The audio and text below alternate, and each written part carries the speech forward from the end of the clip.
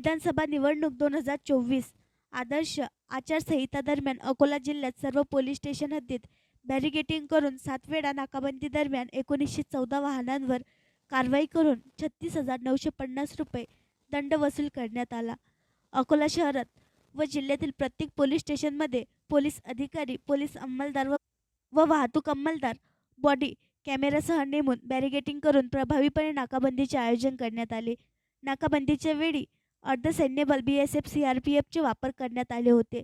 सदर नाकाबंदी दरम्यान शहर वाहतूक नियंत्रण शाखा अकोला व जिल्ह्यातील सर्व पोलीस स्टेशनमधील पोलीस अधिकारी व अंमलदार यांच्याकडून 2 चाकी व 4 चाकी वाहने चेक करण्यात आली असून त्यामध्ये नो एंट्री, विना number plate, triple seat, licence सोबत न बाळगणारे वाहन चालविताना मोबाईलवर बोलणे व फॅन्सी नंबर प्लेट अशा वाहनांवर मोटार वाहन कायदा अन्वये एकूण 1914 वाहनांवर केसेस करून 36,950 रुपये दंड वसूल करण्यात आला आहे.